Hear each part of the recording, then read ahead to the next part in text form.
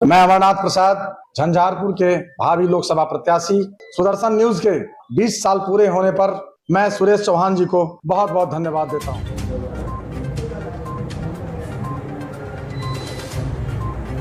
राजनगर विधानसभा क्षेत्र झंझारपुर लोकसभा, हमारे साथ अमरनाथ प्रसाद जी हैं जो झंझारपुर लोकसभा के प्रबल दावेदार हैं और निश्चित तौर पे इनका जो सहयोग रहा है आम लोगों से वो निस्वार्थ भाव से रहा है, चाहे व्यवसाय के माध्यम से हो या फिर अगर कोरोना की ही बात कर ले या ये कहा जाए किसी गरीब की शादी हो, सुख हो, श्राद्ध हो, इस तरह के कार्यक्रम में निस्संदेह इनका आर्थिक सहयोग आम लोगों को रहा है। और सबसे बड़ी बात, किसी पार्टी को चलाने के लिए फंड की आवश्यकता होती है, प्रोग्राम के लिए फंड की आवश्यकता होती है, स्टेज बनाने के लिए फंड की आवश्यकता होती है और ये हर समय पार्टी के साथ खड़े रहे। तन मन धन की अगर बात करें तो निश्चित तौर पे ये सोच के बिना स्वार्थ के कि ये पार्टी का काम है और पार्टी ने जो जिम्मेदारी दिया उसका ईमानदारी से इन्होंने निर्वहन किया। लेकिन ये पार्टी की भी जिम्मेदारी बनती है कि जो कार्यकर्ता, जो वर्कर, जो नेता अगर आपके साथ ईमानदारी से तन मन धन से खड़ा है तो पार्टी की जिम्मेदारी बनती है कि ऐसे लोगों को भी किसी बड़े सदन पहुंचाया जाए, ताकि जब किसी पद पे नहीं होते हुए पार्टी और जनता के लिए इतनी कुर्बानी जो आदमी दे सकता है, पद पे आने के बाद इनकी जिम्मेदारी और बड़ी हो जाती है। हमारे साथ अमरनाथ जी हैं, इनसे जानेंगे कि पूर्व में भी ये पार्टी में रहे हैं और सबसे बड़ी बात है कि जो बीजेपी का रीढ़ है, जो बैकबोन कहा जाता है, वो आरएसएस से है और आरएसएस की इनकी पृष्ठभूमि रही है। 2000 में पार्टी में एंट्री आरएसएस की हुई और निश्चित तौर पे 23 से 25 वर्षों का जो समय होता है, जो एक जवानी होती है, इन्होंने पार्टी को देने का काम किया।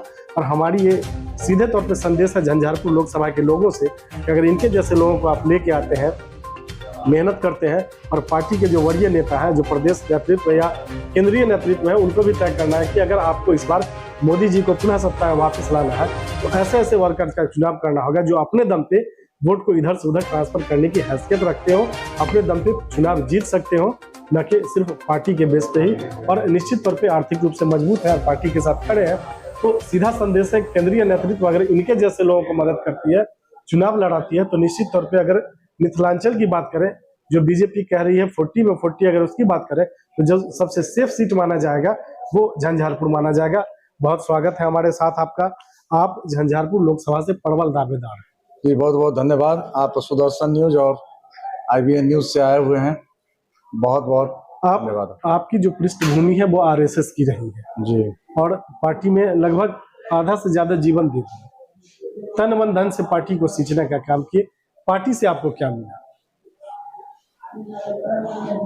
सबसे बड़ी बात है, जो मैं एक सनातन धर्म हिंदू हूँ और राष्ट्रीय स्वयंसेवक संघ से मेरा जब 10 साल का उम्र था, उसी समय मेरे पिताजी जो एक धार्मिक प्रवृत्ति के और सामाजिक व्यक्ति थे, उन्होंने राष्ट्रीय स्वयंसेवक संघ में मुझे 10 साल की अवस्था से ही जाने के लिए प्रेरित किया और वहीं से मेरा संस्कार शुरू हुआ है, एक समाज के प्रति, एक देश के प्रति जी, और एक संगठन के प्रति, और भारतवर्ष को ऊंचा उठाने के लिए जो वहां से एक संस्कार दिया जाता है जी, तो उसी से हम ओतप्रोत हैं, वही हमारे अंदर ब्लड और खून जो है सो दौड़ रहा है। तो कहीं ना कहीं यही कारण रहा कि पूरा परिवार आपका आरएसएस है। जी जी जी, सब भारतीय जनता पार्टी से जुड़े हुए हैं, आरएसएस की पृष्ठभूमि से। जी जी जी, और आप भी आरएसएस से ही बीजेपी में एंट्री है। कोई हवाई नेता नहीं, कोई दूसरे दल से आए हुए नेता नहीं। ना। आपके पार्टी में अभी बहुत सारे लोग ऐसे भी दावेदार होंगे जो किसी दूसरी पार्टी से यहाँ 2-4-5 सालों में आए होंगे और आप बहुत पुराने वर्कर हैं, तो निश्चित तौर पे आपकी दावेदारी प्रबल बनती है लोकसभा के लिए। तो ये जो लोकसभा है आपका झंझारपुर, क्या मानते हैं अभी जो आपके स्थानीय सांसद है आरपी मंडल, इनकी क्या उपस्थिति रही 4 साल में? देखिए, लोग नेता को क्यों चुनते हैं, सबसे यक्ष प्रश्न है। समाज के विकास के लिए, समाज में जो भी कुरीति है, जो भी पिछड़ा, अति पिछड़ा, शोषित वंचित लोग हैं, उनको ऊपर उठाने के लिए ही लोग सांसद और विधायक को चुनते हैं। तो भारतीय जनता पार्टी के साथ मेल मिलाप था, अलायंस था। उस समय रामप्रीत मंडल जी को चुना गया जेडीयू से, और हम लोग पूर्ण रूपेंश भारतीय जनता पार्टी के एक एक कार्यकर्ता, एक एक व्यक्ति, उनको जिताने के लिए कटिबद्ध हुए और वो जीते। क्योंकि मोदी जी को जिताना था, जी, मोदी जी को प्रधानमंत्री बनना था जी। इसलिए हम लोग दिन रात मेहनत करके अपना खर्च करके जी। तब उनको जिताया। एक एक व्यक्ति और एक एक लोग से संपर्क करके, एक एक गांव, एक एक गली जा करके, और उनको हम लेकिन उस पर खड़े नहीं उतर पाए। नहीं, खड़े नहीं उतर। अब देख रहे हैं जी, जो विकास होना चाहिए वो नहीं हो। नहीं। अभी आपके झंझारपुर लोकसभा में माननीय गृह मंत्री ये जो अमित शाह जी है, उनका भव्य प्रोग्राम हुआ। उसमें आपने आर्थिक जो सहायता की उसको छोड़ दिया जाए तो गाड़ियों के माध्यम से भी सहायता करने का। मैं लगभग 70-75 गाड़ियां दी जो संख्या के लिए, जो संख्या बल रहे। उसके बाद जन संपर्क किया मैंने पूरा झंझारपुर लोकसभा में जा करके लोगों को प्रेरित किया। जो हमारे माननीय गृह मंत्री जी लौह पुरुष, विकास पुरुष आ रहे हैं और उनका जो है उद्बोधन होगा। आप लोग आवे और इस कार्यक्रम को आकर के सफल बनावे। इसलिए मैंने लगभग 8-10 दिन तक प्रयास किया और भगवत कृपा देखिए, सभी के सहयोग से, सभी के प्रयास से इतना भव्य और अच्छा कार्यक्रम हुआ। लाखों लाख की संख्या में लोग वहां उपस्थित हुए। आप देख सकते कहीं ना कहीं आपका योगदान सराहनीय रहा। जी जी जी। लेकिन मेरा फिर सवाल पुनः वहीं आ जाता है कि पार्टी में तो आपने बहुत कुछ दिया, पार्टी से आपको क्या मिला अब तक? मुझे आशा और विश्वास है केंद्रीय नेतृत्व और प्रदेश नेतृत्व का आदेश होगा तो भारतीय जनता पार्टी के लिए हम कटिबद्ध हैं जी। मैं चुनाव लड़ने के लिए तैयार हूं जी। वो आदेश देंगे तो जरूर मैं लड़ूंगा और देश की सेवा करूंगा, समाज की सेवा करूंगा, चहुमुखी विकास होगा। आज भी झंझारपुर लोकसभा में सबसे बड़ी समस्या आप क्या मानते हैं? सबसे बड़ी समस्या आप देख सकते हैं जो स्वास्थ्य की समस्या है, उसके साथ साथ देख सकते हैं जो यहाँ जान माल की बहुत हानि हो रही है। चोरी डकैती, रोड रॉबरी जो प्रशासनिक स्तर पर एक होना चाहिए वो चीज नहीं है। सब शराब के काम में लगे हुए हैं। कहीं ना कहीं जो आपके सांसद है वो गायब है, जमीन गायब है और यही कारण है कि कोई पूछने वाला नहीं। और लोग अपने आप को असुरक्षित हो रहे हैं। 2024 में झंझारपुर लोकसभा के लिए आपकी कैसी तैयारी? हम पूरे दमखम के साथ तैयारी में जुटे हुए हैं और भगवत कृपा हुई, प्रदेश नेतृत्व, केंद्रीय नेतृत्व का आदेश हुआ तो मैं इतना विकास करूंगा कि पूरे भारत में एक झंझारपुर लोकसभा का एक नाम होगा विकास के नाम पर, और चहुमुखी विकास करेंगे, इंस्पेक्ट करूंगा।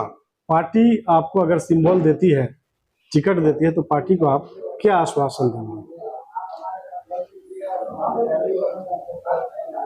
देखिए, कोई भी नेता अगर चुनाव जीतता है तो सबसे प्रथम कार्य होता है युवा पीढ़ी को आगे बढ़ाने का काम जी, उनके विकास का काम।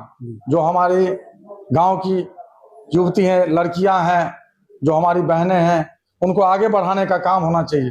पढ़ाई के मामला में हो या स्वास्थ्य के मामला में हो, या समझ लीजिए जो उनको नौकरी के मामला में हो, या यहाँ कल कारखाने की बात होगी तो मैं उस पर पूरा अपना तन मन हृदय से आगे बढ़ाने के लिए तत्पर होऊंगा। उसके लिए हमें जो करना पड़ेगा मैं करने के लिए तैयार हूँ। हम लोगों की सहयोग, जनता का आशीर्वाद और पार्टी का सिंबल अगर आपको मिलता है और आप चुनाव जीतते हैं, झंझारपुर लोकसभा से सांसद होते हैं, तो जीतने के बाद आपकी पहली प्राथमिकता क्या है? पहली प्राथमिकता होगी युवा पीढ़ी को आगे बढ़ाना, स्वास्थ्य पर ध्यान देना जी, और प्रशासनिक रूप से जी मजबूत करना जी। जो यहाँ समाज असुरक्षित है, चोरी डकैती, रोड रॉबरी और यहाँ गैंग रेप हो रहा है जी, उस चीज पर पूरा कंट्रोल करेंगे हम। अंकुश लगाएंगे। ये मोदी जी का जो विजन है जी, सर्वे भवन्तु सुखिनः सर्वे सन्तु निरामया सर्वे भद्राणि पश्यन्तु मां कश्चित् दुःख भाग भवेत्। तो इस विजन को लेकर के हम आगे बढ़ेंगे और सब समाज को लिए साथ में आगे बढ़ते जाना, इतना आगे जिसका कोई छोर नहीं, और जहां पूर्णता मर्यादा हो, सीमाओं की जोर नहीं, सभी दिशाएं मिल जाती है उस अनंत को पाना। तो सब अगर स्वस्थ रहेंगे, सब अगर पेशा वाले होंगे, सब अगर मान लेते हैं जो नौकरी वाले होंगे, सब पढ़ाई लिखाई में आगे बढ़ेंगे तो इस लोकसभा का नाम होगा। एक विकासशील देश जो भारत है उसको विकसित बनाने के लिए जो मोदी जी अपने कटिबद्ध हैं, उनके कदम से कदम मिला करके चलने के लिए हम तैयार, तन मन धन हृदय और पूरी शक्ति हम लगा देंगे आगे बढ़ाने के लिए। जो आपका शीर्ष नेतृत्व है निश्चित तौर पे आपके साथ खड़ा है। जी कई नेता है जो बड़े नेता है आपके पार्टी के, केंद्र में मंत्री है, बड़े बड़े पद पे हैं, वो लोग आपके साथ खड़े हैं। जी, जी। निश्चित तौर पे आप पे विचार भी हो रहा है, अगर इनको मौका देते हैं तो चुनाव जीत जाएंगे। तो यहाँ के जो आपके जिला स्तर के नेता है, क्या उनका सकारात्मक सहयोग आपको मिलता है? अगर किन्हीं का नहीं भी होगा तो करना पड़ेगा। केंद्रीय आप सक्षम होता कर जी जी जी वो हो लोगों को साथ जोड़ लेंगे, इसके लिए आप साथ सक्षम। चलिए धन्यवाद।